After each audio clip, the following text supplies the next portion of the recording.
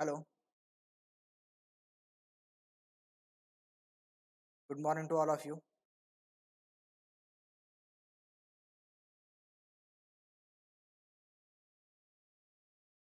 मित्रांनो आवाज येतोय का बघा? मेसेज बॉक्समध्ये कमेंट बॉक्समध्ये रिप्लाय द्या मला. आपला ऑडिओ आणि व्हिडिओ जर व्यवस्थित क्लिअर येत असेल तर आपण स्टार्ट करूया लेक्चरला.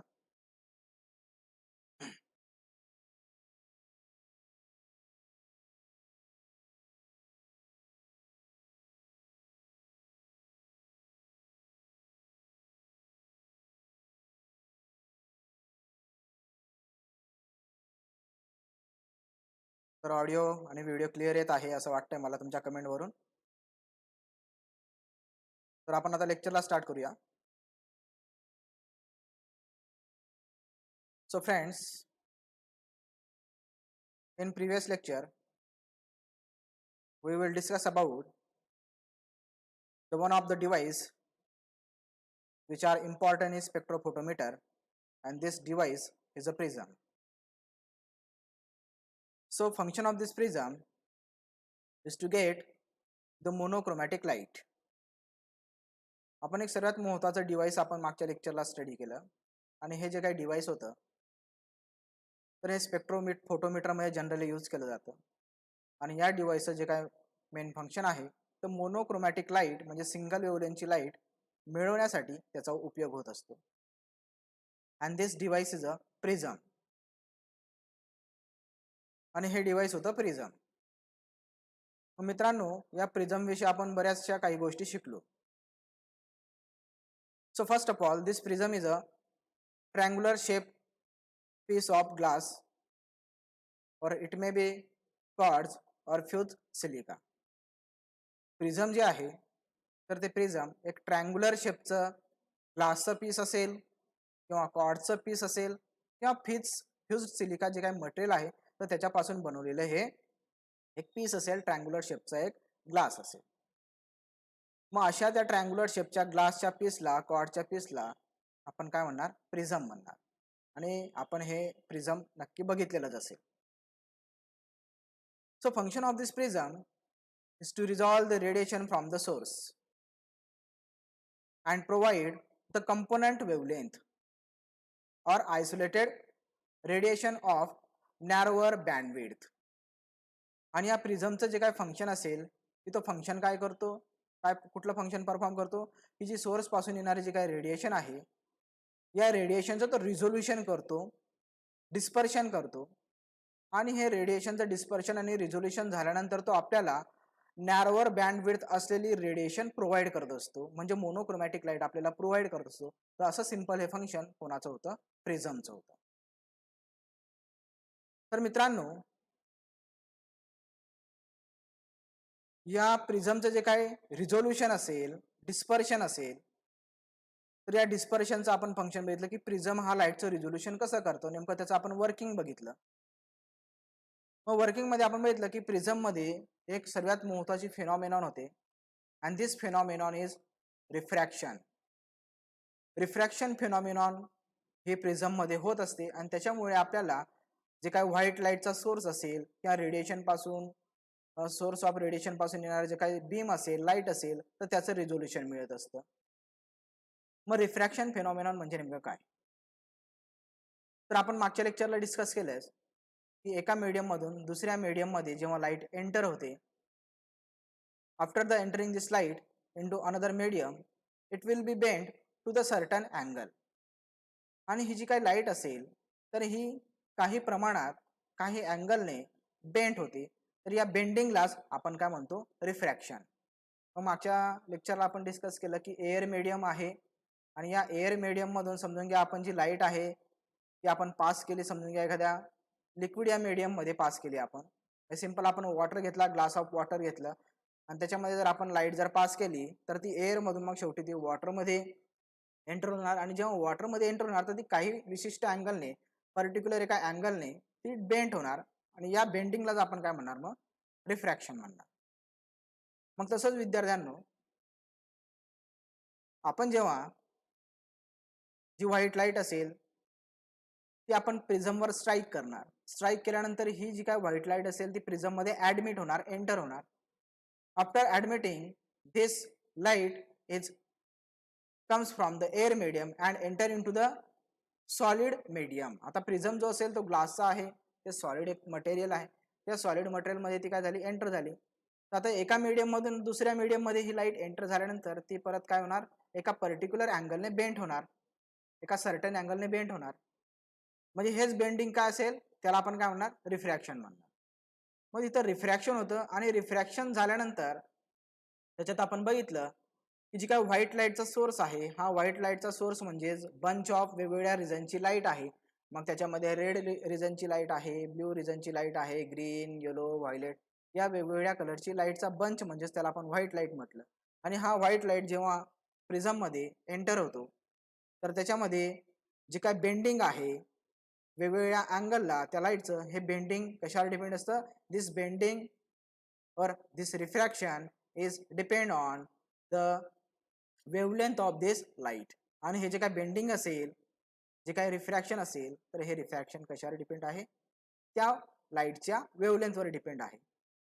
मग मित्रांनो, आपण मागच्या लेक्चरला बघितलं की शॉर्टर वेव्हलेंथची जी काही लाईट आहे, this shorter wavelength are refracted more than longer wavelength.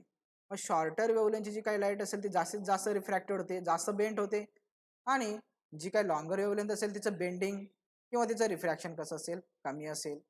म्हणजेच इथं आपण या डायग्रामवर जर फोकस केलं तर ही जी काही व्हायलेट कलरची आपल्याला लाईट दिसते मित्रांनो, तर ही शॉर्टर वेव्हलेंथची लाईट आहे, ती जास्तीत जास्त बेंड होणार. आणि रेड रिजनची जी लाईट आहे तिची वेव्हलेंथ लॉंगर आहे, लॉंगर वेव्हलेंथ आहे. आणि ही लॉंगर वेव्हलेंथ असेल तर तिचं बेंडिंग तिथं कमी होणार. मग असं प्रत्येक जे काय इथं आपण वेगवेगळ्या रिजनच्या लाईट बघतोय तर त्यांची वेगवेगळी वेव्हलेंथ असेल आणि त्याच्यानुसार ते काय झाले, रिफ्रॅक्शन दाखवलेले आहे, त्यांनी बेंडिंग झालेले. आणि या रिफ्रॅक्शनमुळे इथं ही जी काय व्हाईट लाईट आहे या व्हाईट लाईटचं काय होतं, रिझोल्युशन होतं. आणि रिझोल्युशन झाल्यानंतर आपल्याला सेपरेट मोनोक्रोमॅटेड लाईट मिळत असतात. तर असं हे सिंपल फंक्शन हे कशाचं होतं, प्रिझमचं होतं. त्याच्यानंतर आपण बघितलं की प्रिझम, ग्लासचे जे काय प्रिझम आहेत, this glass prism are generally used in a visible region. जे काय विजिबल रिजन आहे तर तिथं आपल्याला मेजरमेंट जर करायचं असेल तर जनरली आपण मोनोक्रोमॅटिक लाईट मिळवण्यासाठी कुठला प्रिझम वापरणार, ग्लासचा प्रिझम वापरणार. आणि जे काय फ्यूज सिलिकाचं बनलेलं जे प्रिझम असेल किंवा क्वार्ट्ज या मटेरियलने बनवलेलं जे काय प्रिझम असेल, तर या प्रिझमचा उपयोग आपण जनरली कुठे करणार, विजिबल रिजनमध्येही त्याचा उपयोग करू शकतो. आणि अल्ट्राव्हायलेट रिजन असेल तिथेही आपण त्याचा यूज करू शकतो. तर अशा प्रकारे मित्रांनो आपण प्रिझमवर जरा डिस्कस केलं आणि अगदी सोपा पॉईंट होता, जास्त काय कठीण नव्हता. तर प्रिझमचं मेन फंक्शन आहे की तो जी काय सोर्स पासून येणारी रेडिएशन आहे तर त्या सोर्स पासून आपल्याला मोनोक्रोमॅटिक लाईट प्रोव्हाइड करतो, नॅरोर बँडविड्थची लाईट तो प्रोव्हाइड करतो बाय रिझॉल्विंग आणि रिझॉल्युशन हे फंक्शन परफॉर्म करून तर तिथं मग आपल्याला मोनोक्रोमॅटिक लाईट प्रोव्हाइड करत असतो. तर अशा प्रकारे आपण हे प्रिझमचं फंक्शन बघितलं. त्याच्यानंतर मित्रांनो आपण पुढचा पॉईंट बघू, पुढचं मोनोक्रोमॅटिक डिव्हाइस बघू की ज्याच्यापासून आपल्याला पुन्हा मोनोक्रोमॅटिक लाईट मिळतं. आणि हे डिव्हाइस आहे and this device is a diffraction grating. So friends, in previous lecture we will study the two types of device. They are generally used to get the monochromatic light.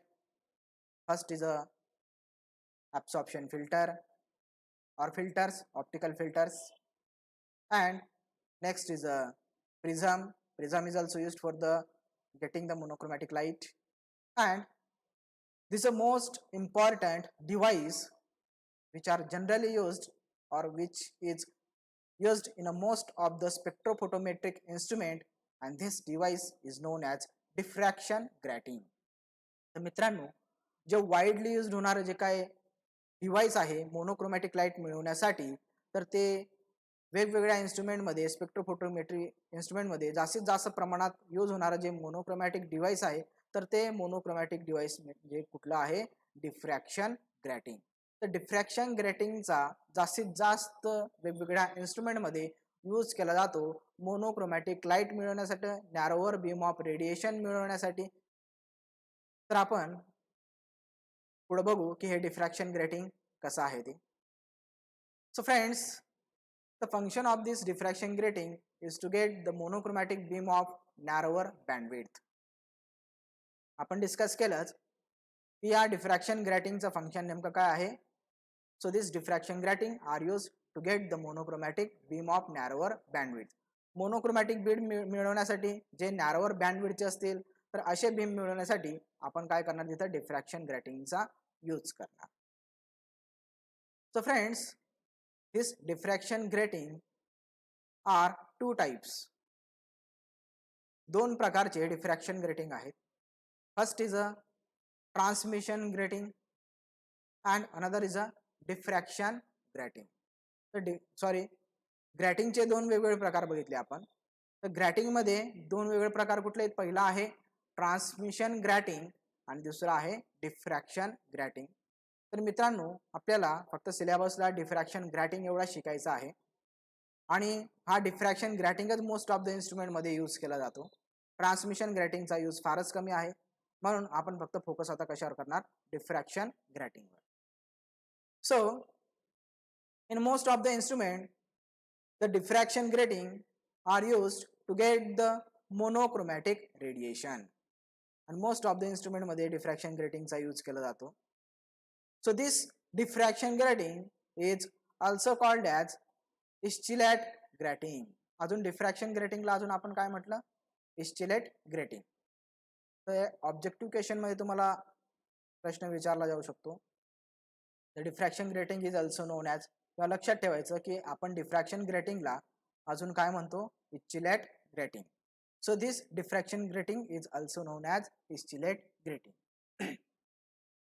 So grating or master grating is carefully prepared by rolling or etching large number of parallel and equidistant groove upon highly polished surface area with the help of drilling machine.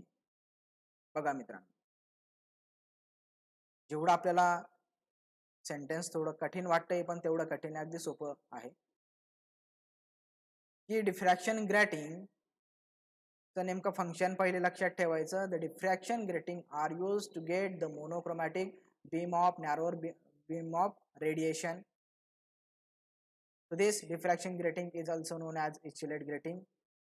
And next point is how can prepare this diffraction grating. And पुढचा point आहे की ही diffraction grating कशी बनवलेली. So this grating or this diffraction grating or master grating is prepared carefully, ruling and etching.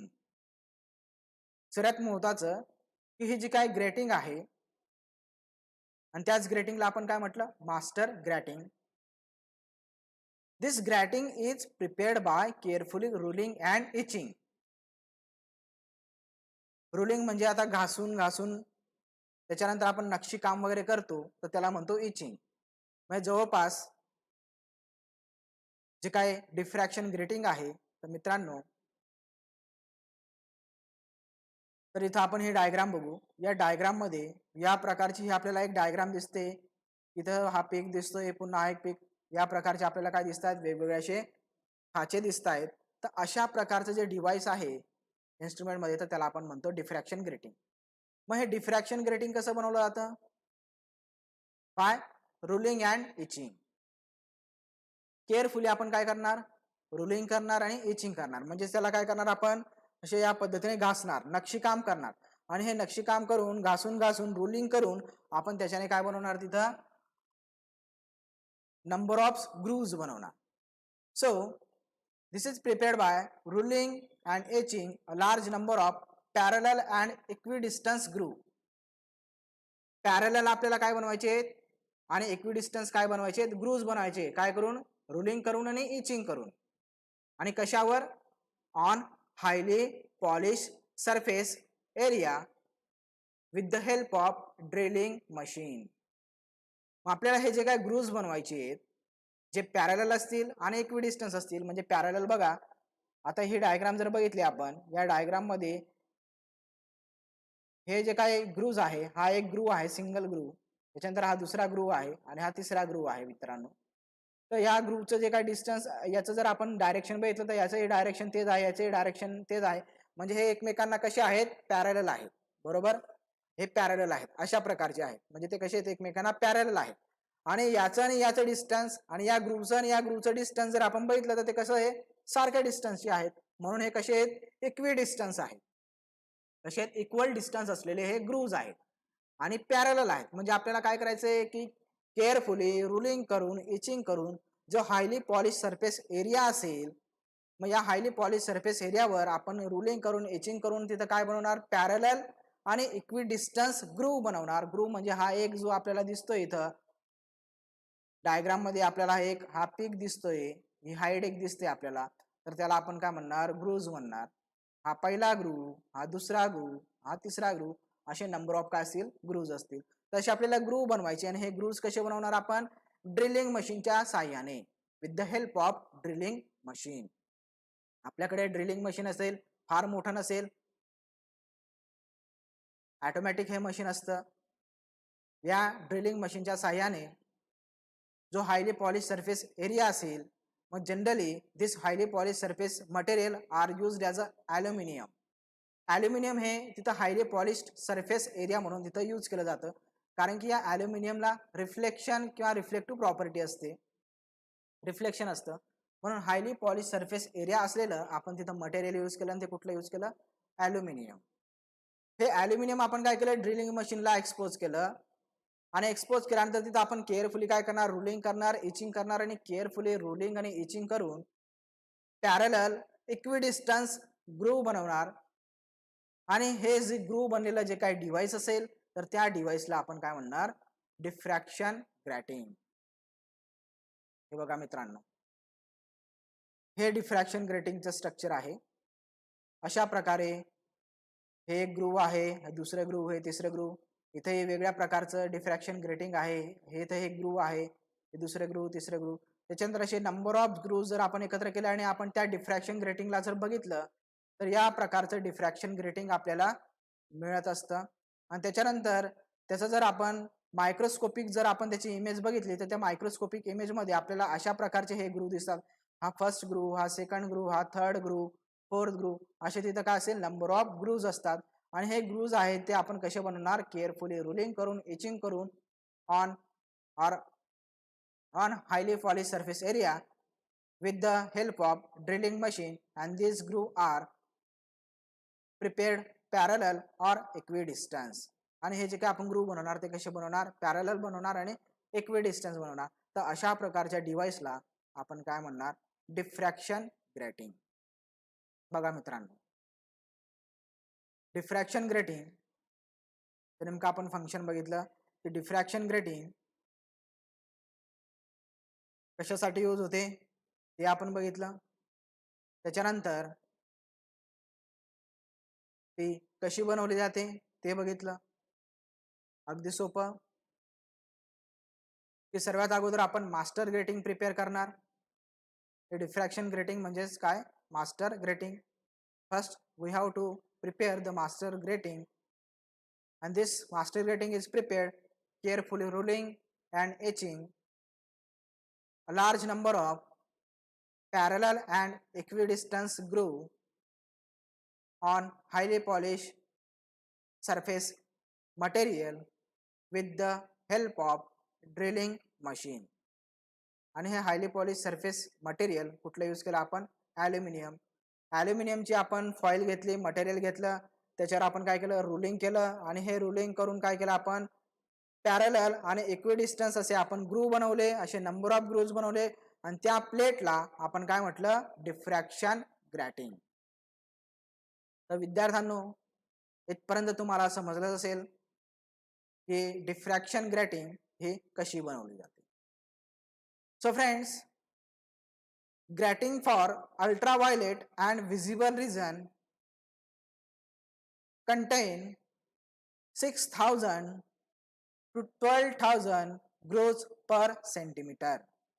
बघा मित्रांनो, the grating which is used in a ultraviolet and visible region which contain near about 6,000 to 12,000 growths per centimeter. बघा फक्त imagine करा की 1 centimetre आपल्याकडे ॲल्युमिनियमचं surface area आहे आणि त्या 1 सेंटीमीटरच्या त्या एरियावर नंबर ऑफ ग्रू किती आहे 6000 पासून तर 12000 पर्यंतचे ग्रूज तिथं काय केलेले आहेत पॉलिश करून प्रिपेअर केलेले आहेत. तर अशी जी काय प्लेट असेल तर त्या प्लेटला आपण काय म्हणणार डिफ्रॅक्शन ग्रेटिंग. बघा जर आपल्याला डोळ्यांनी सुद्धा ते ग्रूव्ज दिसायला कसे आहेत डिफिकल्ट आहे. मायक्रोस्कोप जर ठेवला तर तिथं आपण व्यवस्थितपणे त्याच ग्रूव्हला बघू शकतो. म्हणजे एवढे हे मायक्रोस्कोपिक लेवलचे काय आहेत ग्रूव्ज आहेत आणि हे ग्रूव्ज काय 1 सेंटीमीटरमध्ये किती ग्रूव्ज आहेत जवळपास 6000 पासून ते स्टार्ट होतात तर कितीपर्यंत असं जास्तीत जास्त 12000 पर्यंत 1 सेंटीमीटरच्या अंतरामध्ये एवढे ग्रूव्ज असू शकतात डिफ्रॅक्शन ग्रेटिंग मध्ये. आणि कुठल्या डिफ्रॅक्शन ग्रेटिंग मध्ये this diffraction grating are generally use in ultraviolet and visible region which contain near about 6000 to 12000 grooves per centimeter. म्हणजे बघा हिला बनवणं किती डिफिकल्ट आहे. 1 सेंटीमीटर मध्ये आपल्याला 12000 पर्यंतचे ग्रूव्ह जर बनवायचे असेल तर त्याला आपल्याला किती काळजी घ्यावं लागत असेल. म्हणून सुरुवातीलाच आपण एक सेंटेन्स टाकलं this grating is prepared carefully. Carefully का कारण की या ग्रेटिंग कशा आहेत आपल्याला अगदी कमी डिस्टन्स मध्ये जास्तीत जास्त ग्रूव्ह बनवायचे म्हणून आपल्याला केअरफुली काय करावं लागतंय ते डिफ्रॅक्शन ग्रेटिंग बनवावं लागते. and 600 to 1000 groove per centimeter for infrared region. The diffraction grating which is used in infrared region which contain near about 600 to 1000 groove per centimeter. Infrared मधली रिजन मध्ये जर आपण जर डिफ्रॅक्शन ग्रेटिंग जर use करायला गेलो तर त्या डिफ्रॅक्शन ग्रेटिंग मध्ये जवळपास नंबर ऑफ ग्रूव्ज किती असतील 600 पासून स्टार्ट होतील तर ते जास्तीत जास्त किती पर्यंत असतील 1000 पर्यंतचे ग्रूव्ज हे इन्फ्रारेड रिजन साठी जे आपण डिफ्रॅक्शन ग्रेटिंग यूज करणार तर त्याच्यामध्ये असतील. तर मित्रांनो इथपर्यंत आपण डिफ्रॅक्शन ग्रेटिंग डिस्कस केलं की डिफ्रॅक्शन ग्रेटिंग म्हणजे नेमकं काय कशासाठी यूज करतो. It is use to get the monochromatic light. There are 2 types of grating. One is a transmission grating, another is a diffraction grating. So this diffraction grating is also known as Dirichlet grating. So this grating is prepared carefully by ruling and etching the large number of parallel and equidistant grooves on highly polished surface area, and this highly polished surface area material used as a aluminum, and these grooves are carefully prepared with the help of the drilling machine.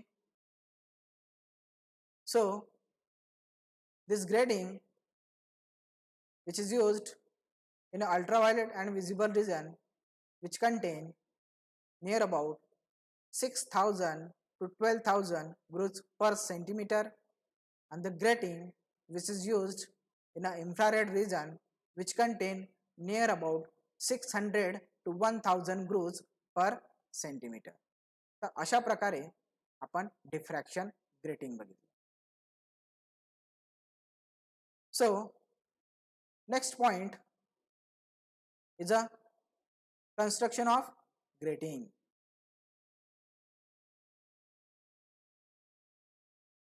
तर मित्रांनो आपण मागे पण construction बघितलं diffraction grating आणि त्याला आपण काय म्हटलं मास्टर ग्रेटिंग. तर master grating are very difficult to construct, and construction of this master grating is very expensive. जी काय मास्टर ग्रेटिंग आहे मित्रांनो हे बनवणं पण फार कठीण आहे आणि एक्सपेन्सिव्ह पण आहे. त्याला खर्च पण बराच लागत असतो. आपण बघितलं जवळपास 1 सेंटीमीटर मध्ये आपल्याला किती ग्रूव्ज पाहिजे 6000 पासून तर 12000 पर्यंत जर आपल्याला ग्रूव्ज जर पाहिजे असेल आणि हे ग्रूव्ज जर आपल्याला डोळ्याने पण दिसत नसेल तर ड्रिलिंग मशीनच्या सहाय्याने पण आपण त्याला कसं प्रिपेअर करणार. म्हणजेच याला आपल्याला व्हेरी केअरफुली आपल्याला काय करावं लागणार आहे, प्रिपेअर करावं लागणार आहे. म्हणजेच हे मास्टर ग्रेटिंग प्रिपेअर करणं हे कसं आहे, फारच कठीण आहे, व्हेरी डिफिकल्ट. आणि ज्या गोष्टी कठीण असतील तर मित्रांनो माहिती आपल्याला साहजिकच त्या काय असतील, खर्चिक असतील, एक्सपेन्सिव्ह असतील. So it is possible to prepare the exact copy of this grating. पण मित्रांनो मास्टर ग्रेटिंग बनवणं जरी कठीण असेल, पण त्या मास्टर ग्रेटिंगची जी काही कॉपी असेल त्याच्यापासून बनवलेली जी डुप्लिकेट ग्रेटिंग असेल तर ते बनवणं थोडं सोपं आहे आणि सोयीस्कर आहे. and this grating is also known as replica grating. आणि जी मास्टर ग्रेटिंग पासून जी ग्रेटिंग आपण बनवतो त्याच्यापासून आपण डुप्लिकेट ग्रेटिंग बनवतो तर त्या ग्रेटिंगला आपण काय म्हणत असतो, replica grating. and this replica grating is a exact copy of master grating. आणि ही जी काय रेप्लिका ग्रेटिंग असेल तर ती एक्झॅक्ट कॉपी आहे कशाची, master ग्रेटिंगची. so this replica grating obtained from the original master grating and which are cheap. आणि ती कशी आहे, स्वस्त आहे मित्रांनो, आणि तिला बनवणंही कसं आहे, स्वस्त आहे. मग जवळपास जे काय मोस्ट ऑफ द जे काय इन्स्ट्रुमेंट आहेत स्पेक्ट्रोफोटोमेट्रिक इन्स्ट्रुमेंट, त्या स्पेक्ट्रोफोटोमेट्रिक इन्स्ट्रुमेंटमध्ये जे काय आपण ग्रेटिंग यूज करतो तर हे ग्रेटिंग जे आपण जनरली यूज करतोय तर ते आहेत replica grating. And this replica grating are obtain from the और prepare from the master grating. तर बघा मित्रांनो की आपल्याला इन्स्ट्रुमेंटमध्ये मोनोक्रोमॅटिक लाईट हवी म्हणून आपण डिफ्रॅक्शन ग्रेटिंग यूज करणार. डिफ्रॅक्शन ग्रेटिंग मध्ये मास्टर ग्रेटिंग ही जी आहे ती फार डिफिकल्ट आहे प्रिपेअर करायला and which is also very expensive. So instead of this use of this master grating we use the replica grating, and this replica grating is exact copy of master grating and which is from or which is prepared from the master grating. म्हणजे जी काय grating आहे replica grating, ही replica grating master ग्रेटिंगची copy आहे. आणि ही copy कशी तयार केली आपण, कोणाच्या मदतीने, मास्टर ग्रेटिंगचा यूज करून आपण काय केली, त्याची एक्झॅक्ट कॉपी प्रिपेअर केली. आणि ही प्रिपेअर केलेली कॉपी म्हणजे आपण त्याला काय म्हटलं, replica grating. and this replica grating is a cheap, ती कशी आहे, स्वस्त आहे. तर मित्रांनो जवळपास रेप्लिका ग्रेटिंग कसं बनवतो तर त्याचं एक सिंपल एक एक्झाम्पल देतो तुम्हाला मी, की जे काय आपण वेगवेगळे उत्सव बघत असतो. आता समजून घ्या आपण आता मागे गेलेला आपल्याला गणेश उत्सव बघितला आपण. गणेश उत्सव मध्ये आपण बघितलं की वेगवेगळ्या गणपतीची वेगवेगळ्या मूर्त्या बनवलेल्या असतात, बरोबर. तर ही जी काय मूर्ती जी बनवलेली असते मित्रांनो, तर ही जी बनवलेली असेल तर ती आपण एका साचा असतो त्या साच्यामध्ये आपण ते प्लास्टर ऑफ पॅरिस किंवा जे मटेरियल असेल ते त्याच्यात आपण पुटअप करतो आणि त्या साच्यामध्ये ते पूर्ण मटेरियल टाकल्यानंतर साचा जर उघडला तर आपल्याला मूर्ती बनवलेली मिळालेली असते, मूर्ती बनलेली मिळते आपल्याला. आपण काय पूर्ण मातीचा एक पंच घेत नाही, आपण पूर्ण माती घेत नाही त्याला आपण काय आकार देत नाही, फक्त काही ठिकाणीच फक्त अशा मूर्त्या तयार केल्या जातात. नाही तर एवढ्या मोठ्या प्रमाणात ज्या काही मूर्त्या आहेत तर मित्रांनो तर त्या एक साचा असतो, त्या साच्यामध्ये आपण ते मटेरियल टाकलं की आपल्याला लगेच काही तासामध्येच ती मूर्ती आपल्याला रेडी होऊन मिळते. तर तशा प्रकारचं की साचा बनवणं हे कठीण आहे. मग हा साचा पण कसा बनवला जातो मित्रांनो, की साचा बनवण्यासाठी सुद्धा आपल्याला अगोदर मूर्ती तयार करावा लागत असते. त्या मूर्तीला आपण वेगवेगळा आकार दिला आणि ती मूर्ती तयार झाली तर त्या मूर्तीपासून आपण साचा तयार करू शकतो. आणि एक वेळेस जर आपल्याकडे साचा झाला तयार तर आपण त्या साच्यापासून आपण त्याच मूर्तीसारख्या दिसणाऱ्या वेगवेगळ्या असंख्य अशा मूर्त्या आपण त्याच्यापासून बनवू शकतो. तर तशाच प्रकारचं जे काय फंक्शन आहे तर ते कशाचं आहे? डिफ्रॅक्शन ग्रेटिंगचं. की डिफ्रॅक्शन ग्रेटिंग हे बनवणं कठीण आहे मित्रांनो आणि खर्चिक पण आहे. पण त्या मास्टर ग्रेटिंगचं जी मास्टर ग्रेटिंग आहे ती बनवणं कठीण आहे मित्रांनो. आणि ही मास्टर ग्रेटिंग पासून आपण त्याच्याच सारख्या दिसणाऱ्या डुप्लिकेट किंवा रेप्लिका ग्रेड असंख्य अशा ग्रेटिंग आपण त्याच्यापासून बनवू शकतो. मग कसं बनवणार मित्रांनो? This grating is prepared coating the film on plastic on the original grating and allow to set. काय करणार मित्रांनो आपण? हे आपल्याकडे ग्रेटिंग आहे. So this is a carefully these are the grating. हे जे आपल्याला असे पीक दिसत आहेत हे एक पीक म्हणजेच काय एक ग्रेटिंग झालं. असे नंबर ऑफ काय आहेत सॉरी नंबर ऑफ ग्रूज आहेत हे आणि हे नंबर ऑफ ग्रूज मिळून काय बनलेलं आहे? ही मास्टर ग्रेटिंग बनलेली आहे. आणि हे ड्रिलिंग मशीन आहे मित्रांनो बघा. या ड्रिलिंग मशीनच्या साहाय्याने इथं काय बनवलेलं आहे? हे ग्रूज बनवत आहे आणि हे हायली पॉलिश सरफेस एरिया आहे. या highly polish surface area drilling मशीनच्या साहाय्याने आपण नंबर ऑफ हे 1 2 3 4 5 असे आपण काय बनवले? ग्रूज बनवले आणि हे पूर्ण ग्रूज बनवल्यानंतर आपल्याला जी काय प्लेट मिळेल तर त्या प्लेटला आपण काय म्हणणार? Master grating. तर हे मास्टर ग्रेटिंगचं कन्स्ट्रक्शन चालू आहे. After the preparing this master grating this master grating is coated with film of plastic. आणि ही जी काय मास्टर ग्रेटिंग आहे मित्रांनो त्या मास्टर ग्रेटिंगवर आपण आता कशाचं कोटिंग केलेलं आहे? प्लास्टिकचं कोटिंग केलं आहे. जे रेझिन आपण म्हणतोय क्लिअर रेझिन, तर हे क्लिअर रेझिन म्हणजेच काय? प्लास्टिक मटेरियल या फिल्म ऑफ प्लास्टिक. तर हे रेझिन काय केलं आपण? पोर केलं त्याच्यावर, कोट केलं आणि हा ग्लासचा सबस्ट्रेट आहे त्याच्यावर ग्लास ठेवला and this plastic material strip off. आणि आता काय केलं? आता त्या साच्यावर आपण ते प्लास्टिक मटेरियल आपण त्याच्यावर काय केलं? कोट केलं आणि कोट केल्यानंतर आता आपण काय केलं? ते मटेरियल पुन्हा स्ट्रिप ऑफ केलं म्हणजे त्याच्यावरून आपण काढलं. तर काढल्यानंतर जर आपण बघितलं तर त्या प्लास्टिक मटेरियलला त्या रेझिनला सुद्धा अजून काय बनलेले असतील? ग्रूज बनलेले असेल आणि हे ग्रूज जे बनलेले असेल ते अजून पॉलिश्ड नसतील, त्याला शायनिंग नसेल. मग त्याला पॉलिश येण्यासाठी आपण काय करणार? पुन्हा त्याच्यावर ॲल्युमिनियमची कोटिंग करणार. ॲल्युमिनियमची कोटिंग केली तर ते जे ग्रूज आहे पुन्हा काय होतील? रिफ्लेक्टिव्ह होतील आणि अशा प्रकारे मित्रांनो आपण रेप्लिका ग्रेटिंग बनवत असतो. पुन्हा एकदा सांगतो मी की मास्टर ग्रेटिंग बनवणं कठीण आहे आणि खर्चिक आहे. It is expensive. But to preparation of the exact copy of this master grating or replica grating is a very cheap. replica grating बनवणं हे फार स्वस्त आहे आणि चीप आहे.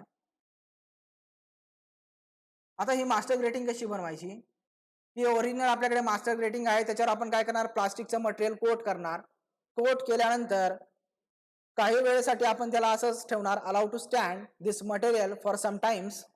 त्याला काय केलं आपण? काही वेळेसाठी असंच ठेवलं आणि त्याच्यानंतर आपण त्याला ठेवल्यानंतर ते सेट झाल्यानंतर ते मटेरियल आता आपण त्या मटेरियलला काय केलं? स्ट्रिप ऑफ केलं म्हणजे तिथून त्या मास्टर ग्रेटिंग वरून आपण काय केलं? तिथून काढून घेतलं. काढल्यानंतर त्या जे काही प्लास्टिकचं मटेरियल असेल त्या प्लास्टिकच्या मटेरियलवर सुद्धा काय असेल? आता ग्रूज, तिथं ग्रूज सारखं स्ट्रक्चर आलेलं असेल, ग्रूज प्रिपेअर झाले असेल. पण हे जे काय ग्रूज असेल मित्रांनो तर हे शायनिंग नसतील, त्याला पॉलिश नसेल, त्याला surface area polish surface area नसेल. मग त्याला आपल्याला शायनिंग येण्यासाठी, रिफ्लेक्टिव्ह होण्यासाठी आपण काय केलं? त्या प्लास्टिकच्या मटेरियलवर कशाची कोटिंग केली? पुन्हा ॲल्युमिनियमच्या मटेरियलची कोटिंग केली. ॲल्युमिनियमच्या मटेरियलची त्या प्लास्टिकच्या मटेरियलवर कोटिंग केली तर मित्रांनो जे काय मास्टर ग्रेटिंग आहे आणि रेप्लिका ग्रेटिंग आहे तर जवळपास हे दोघं कसे दिसतील आपल्याला? सारखे दिसतील. त्या दोघांचं जे काही शायनिंग असेल, दोघांचं कसं असेल? सारखं असेल. तर असं आपण मास्टर ग्रेटिंग पासून रेप्लिका ग्रेटिंग हे बनवत असतो. तर मित्रांनो इथपर्यंत तुम्हाला हा टॉपिक कळलेला असेल. त्याच्यानंतर पुढचा पॉइंट, अगोदर ही फिगर बघा मित्रांनो. ही पूर्ण जी काही डायग्राम आहे ती आहे डिफ्रॅक्शन ग्रॅटिंगची आहे, बरोबर. या डिफ्रॅक्शन ग्रॅटिंग मध्ये याला काय म्हणणार आपण, ग्रूव्ह म्हणणार. हा पहिला ग्रूव्ह, हा दुसरा ग्रूव्ह, हा तिसरा ग्रूव्ह. असे काय असतील, नंबर ऑफ ग्रूव्ज असतील. एका सेंटीमीटर मध्ये 6000 पासून तर 12000 काय असतील ग्रूव्ज असतील अशा प्रकारचे, बरोबर.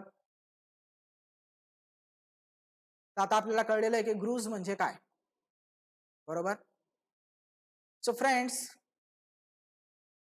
the grooves of the grating is act as a scattering center for the incident radiation, and it is also act as a point source of radiation. मित्रांनो, डिफ्रॅक्शन ग्रेटिंग वरचे जे काही ग्रूव्ज आहेत, हे ग्रूव्ज काय म्हणून ऍक्ट होत आहे, this groove act as a scattering center for the incident radiation. हे ग्रूव्ज स्कॅटरिंग सेंटर म्हणून ऍक्ट होत आहे. आणि कोणासाठी ऍक्ट होत आहे, जे सोर्स पासून येणारे जे काही इन्सिडेंट रेडिएशन असेल त्या इन्सिडेंट रेडिएशनसाठी हे ग्रूव्ज काय म्हणून ऍक्ट होणार, स्कॅटरिंग सेंटर. स्कॅटरिंग म्हणजेच काय, की त्या सरफेसवर ते बंबार झाल्यानंतर तिथून काय होतील, रिफ्लेक्ट होतील, तर त्याला आपण काय म्हणणार, स्कॅटरिंग म्हणणार.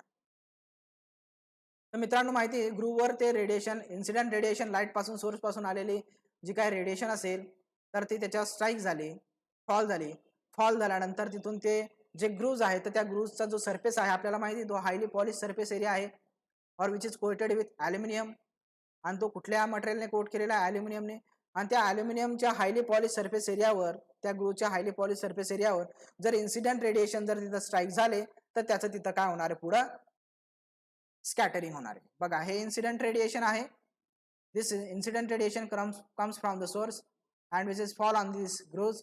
After the falling this incident radiation on this group, there is a scattering phenomenon is occur. आता हे रेडिएशन काय होत आहे, स्कॅटर होत आहे ॲट अ पर्टिक्युलर अँगल. हे काय होत आहे, स्कॅटर्ड होत आहे. मग सर्वात अगोदरचा आपण पॉइंट बघितला, this grooves is act as a scattering center for the incident radiation. प्रत्येक ग्रूव्ह हा इनकमिंग जे काही रेडिएशन आहे, इन्सिडेंट जे काही रेडिएशन आहे, तर त्याच्यासाठी काय म्हणून ऍक्ट होणार आहे, स्कॅटरिंग सेंटर. म्हणजे असं सेंटर की त्या सेंटरवरून काय होणार आहे, स्कॅटरिंग होणार आहे. तर प्रत्येक ग्रूव्ह हा काय म्हणून ऍक्ट होणार आहे, it is act as a scattering centre. And main function of this groove is, this groove is also act as a point source of radiation. आणि सर्वात महत्वाचं मित्रांनो अजून काय, की हा ग्रूव्ह अजून काय म्हणून ऍक्ट होणार आहे, it is also act as a point source of radiation. तो असा पॉइंट म्हणून ऍक्ट होणार आहे की त्या पॉइंट पासून काय होणार आहे, सोर्स, रेडिएशनचा सोर्स मिळणार आहे. म्हणून आपण काय म्हटलं, this groove is also act as a point source of radiation. तर या ग्रूव्हचे दोन फंक्शन बघितले. एक तर ग्रूव्ह काय म्हणून ऍक्ट होणार, it is act as a scattering centre. And another function, this grooves is act as a point source of radiation. म्हणजे पॉइंट सोर्स ऑफ रेडिएशन म्हणजे त्या ग्रूव्ज वर जेव्हा इन्सिडेंट रेडिएशन फॉल होणार आणि फॉल झाल्यानंतर लाईट स्कॅटर होणार, तर स्कॅटर झाल्यानंतर आपल्याला वेगवेगळ्या वेव्हलेंथची लाईट तिथं स्कॅटर झालेली मिळणार. म्हणजे आता तिथून काय होणार आहे, रिफ्लेक्शन होऊन वेगवेगळ्या रेडिएशनचे आपल्याला काय मिळणार आहे, लाईट्स मिळणार आहे. म्हणजे तो काय झाला, आपल्यासाठी सोर्स झाला. म्हणजे हा ग्रूव्ज अजून काय म्हणून ऍक्ट होतोय, स्कॅटरिंग सेंटर म्हणून पण ऍक्ट होतोय. आणि त्याच्यापासून वेगवेगळ्या वेव्हलेंथची लाईट तिथं रिफ्लेक्ट होणार आहे, तर तो अजून सोर्स ऑफ रेडिएशन म्हणून सुद्धा ऍक्ट होणार आहे. म्हणून असे दोन फंक्शन जर आपण बघितले तर हे फंक्शन कोणाचे आहेत, ग्रूव्हचे फंक्शन आहे. So friends, this grooves it shows the most important two function. First is this grooves is act as a scattering center for the incident radiation, and it is also act as a point source of radiation. बघा मित्रांनो, scattering center म्हणून पण act होतोय तो आणि point source म्हणून सुद्धा act होतोय. So friends, radiation is diffracted or spread out from the grating over the ranges of angle and in a certain direction the instructive interferences takes place. मित्रांनो, incident radiation इथं fall झाल्यानंतर आता तिथं जी light असेल त्या लाईटचं तिथं डिफ्रॅक्शन होणार आणि डिफ्रॅक्शन होऊन लाईट काय होणार आहे, स्प्रेड होणार आहे आणि स्प्रेड झाल्यानंतर ती वेगवेगळ्या अँगलला काय होणार आहे, स्प्रेड होणार आहे. वेगवेगळ्या अँगलला स्प्रेड होणार आहे आणि हे स्प्रेडिंग होत असताना जे काय रेडिएशनचं जे काही डायरेक्शन आहे तर ते सुद्धा आपण डायरेक्शन मेंटेन करू शकतो.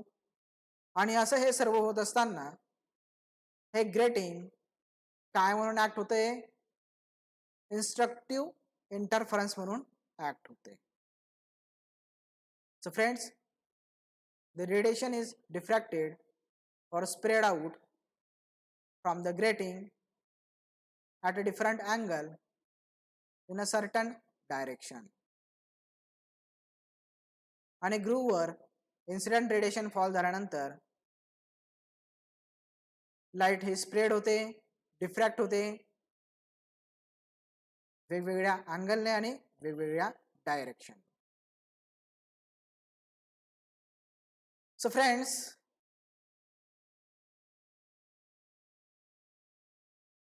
so this dispersion or the method of this dispersion uses principle of diffraction. आता हे जे काही डिस्पर्शन होते, डिस्पर्शन म्हणजेच मित्रांनो स्प्रेडिंग, की light incident radiation which is fall on these grooves. After the falling these grooves on this incident radiation, this is the incident radiation, and this radiation on falling on these grooves it will be spread out आणि ती काय होणार आहे, spread out होणार आहे वेगवेगळ्या अँगलने आणि वेगवेगळ्या डायरेक्शनला. आता इथं बघा मित्रांनो, हेच डायग्राम इथं काढलेली आहे. इथं आपण हे इन्सिडेंट रेडिएशन आहे आणि हे इन्सिडेंट रेडिएशन इथं स्ट्राईक झाले.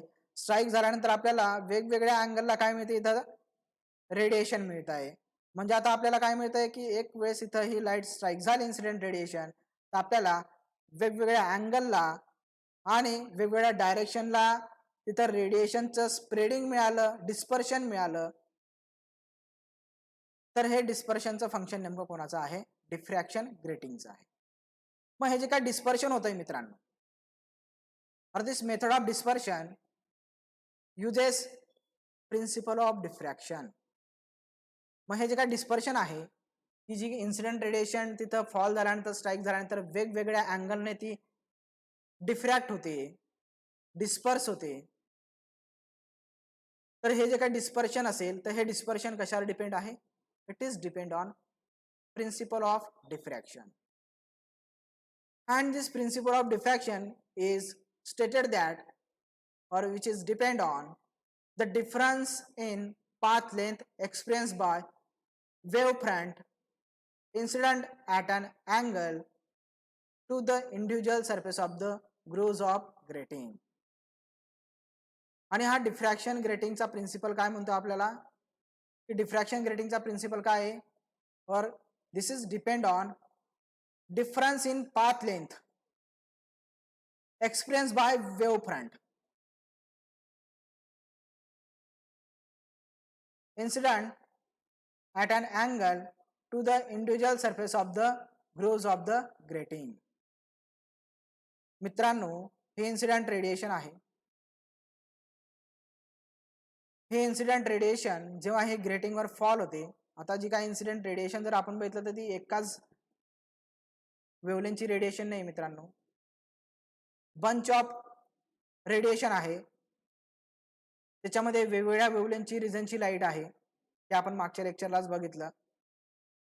मग हा जो काय बंच ऑफ रेडिएशन आहे आणि त्यालाच आपण काय म्हटलं, पॉलिक्रोमॅटिक लाईट. मग हा इन्सिडेंट रेडिएशनचा सोर्स ज्याचं, आणि याला आपण अजून काय म्हटलं, ब्रॉड स्पेक्ट्रम पण म्हटलं. ब्रॉड स्पेक्ट्रम का म्हटलं, कारण की याच्यामध्ये वेगवेगळ्या वेवलेंथची वेगवेगळ्या रिजनची लाईट असेल म्हणून. मग ही लाईट काय झाली मित्रांनो, फॉल झाली, ग्रूव्हवर फॉल झाली. ग्रूव्हवर फॉल झाल्यानंतर प्रत्येक वेवचं जे काय वेव फ्रंट असेल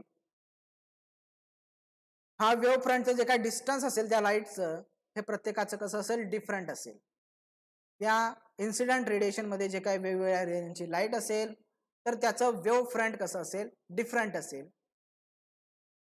आणि वेव्ह फ्रंट डिफरंट असल्यामुळे त्याचं जे काय वेव्हलेंथ असेल किंवा त्याची जी काय पाथ लेंथ असेल तर पाथ लेंथ पण कशी असेल प्रत्येक प्रत्येक जी काय वेगवेगळ्या रिजनची लाईट असेल तर प्रत्येक वेगवेगळ्या रिजनच्या लाईटची जी पाथ लेंथ सुद्धा कशी असेल डिफरंट असेल. So this diffraction of principle is depend on difference in path length experienced by wave front. जी सुरुवातीची वेव आपण लाईट सोर्स आपण ऑन केल्यानंतर जे रेडिएशन येत आहे रेडिएशन आल्यानंतर ते सुरुवातीला काय होत आहे त्या ग्रुपवर स्ट्राईक होत आहे. तर स्ट्राईक होणारी जी काय वेव आहे तर त्याला आपण काय म्हटलं वेव फ्रंट. सुरुवातीला जी आढळणारी जी वेव आहे त्या ग्रुपवर तर त्या वेवच्या फ्रंटला आपण काय म्हटलं वेव फ्रंट. त्या रेडिएशनच्या फ्रंटला काय म्हटलं आपण वेव फ्रंट. मग हे रेडिएशन आल्याने हे स्ट्राईक झाली. हा फ्रंट वेव फ्रंट आला रेडिएशनचा हा स्ट्राईक झाला. मग हा वेव फ्रंट जो काय स्ट्राईक होतोय त्या प्रत्येक वेवची तिथं जी काय पाथ लेंथ आहे तर ती कशी असेल वेगवेगळी असेल. and therefore this wave front is incident at an angle to the individual surface of the grooves of the grating. आणि त्या ग्रूवच्या वेगवेगळ्या अँगलला हे जी काय वेव्ह फ्रंट असेल ती स्ट्राईक होणार आणि हे स्ट्रायकिंग झालं की आपल्याला तिथं डिफ्रॅक्शन मिळेल आणि डिफ्रॅक्शन झाल्यानंतर जिथं जे काय रेडिएशन असेल त्या रेडिएशनचं आपल्याला काय मिळेल मित्रांनो डिस्पर्शन मिळेल. So friends, there is a equation, this equation which gives the relation between the distance between adjacent grooves and the wavelength. तर मित्रांनो हे ग्रूव्हचं डिस्टन्स आहे. हा एक इकडे हा ग्रूव आणि हा दुसरा ग्रूव. तर ह्या दोन ग्रूव्ज मधला डिस्टन्स त्याला आपण काय म्हटलं डी. आणि त्याच्यानंतर ही जी काय इनकमिंग रेडिएशन असेल त्याची वेवलेंथ समजून घ्या आपण कन्सिडर केली लॅम्बडा. तर ही लॅम्बडा. तर या वेवलेंथचं रेडिएशन या आणि या डिस्टन्स बिटवीन ग्रूव्हचं जे काय रिलेशन असेल तर ते रिलेशन आपल्याला या इक्वेशनने आपल्याला मिळत असतं. तर हे जे इक्वेशन आहे so this equation is a n into lambda is equal to a sin I plus sin r. n is a order of diffracted radiation. हे आपण पुढच्या लेक्चरला बघू की ऑर्डर ऑफ डिफ्रॅक्टेड रेडिएशन म्हणजे नेमकं काय असतं ते. दिस order in a integer number 1 2 or 3. Lambda is a wavelength of diffracted radiation. D is a distance between the grooves. I is a angle of incident radiation. हे incident radiation असेल तर त्याचा हा जो इथं आपल्याला अँगल दिसतोय तर हा अँगल म्हणजेच काय I. and R is a angle of refraction. आणि इन्सिडेंट रेडिएशन तिथं इन्सिडेंट झाल्यानंतर त्या रेडिएशनचं तिथं डिफ्रॅक्शन होणार रिफ्रॅक्शन होणार आणि हे रिफ्रॅक्शन झाल्यानंतर जो अँगल आपल्याला मिळेल त्या अँगलला आपण काय म्हटलं अँगल ऑफ रिफ्रॅक्शन. तर सिंपल मित्रांनो या इक्वेशनमध्ये आपल्याला एकच गोष्ट शिकायची की या इक्वेशनमध्ये रिलेशन आहे आणि कोणाकोणाचं रिलेशन आहे there is in this equation there is a relation of distance between the grooves and the wavelength. तर मित्रांनो अजून आपला हा टॉपिक अजून बराचसा बाकी आहे. तरी आपण बाकीचा टॉपिक हा पुढच्या लेक्चरला आपण स्टार्ट करूया.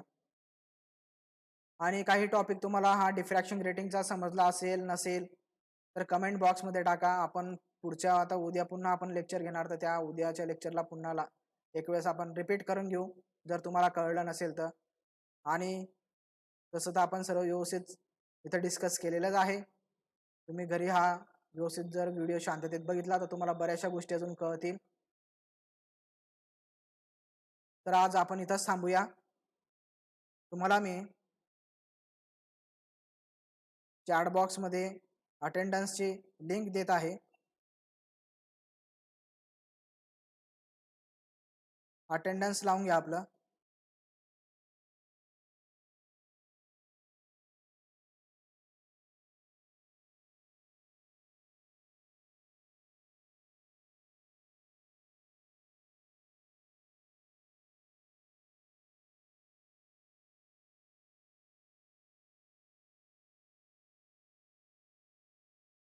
ही आपण लिंक दिलेली आहे, याच्यात तुमचं अटेंडन्स लावून घ्या मित्रांनो.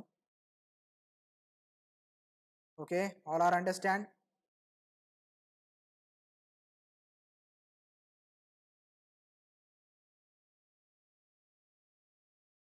तुम्हाला 2 मिनिटाचा वेळ आहे.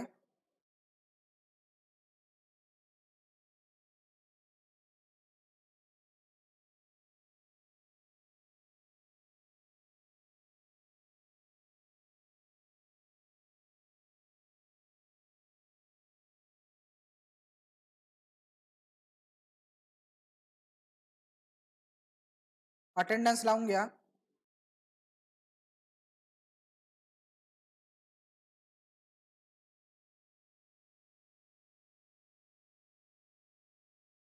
सर्वांना कळलंय का? चॅट बॉक्समध्ये तुम्हाला लिंक प्रोव्हाइड केलेली आहे. या लिंकचा यूज करून तुम्ही अटेंडन्स लावून घ्या मित्रांनो.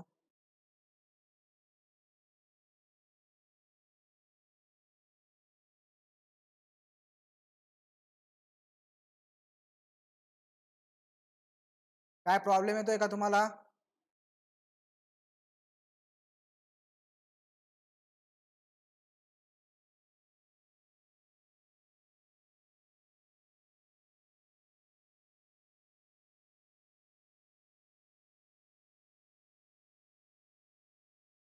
अटेंडन्स लावताना काय प्रॉब्लेम येतोय का?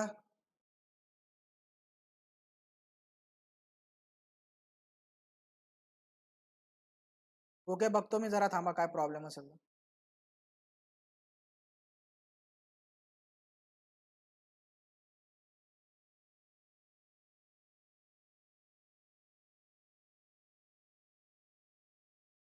आता रिस्पॉन्ड करून बघा, आता अटेंडन्स लावून बघा. आता पुन्हा ट्राय करून बघा.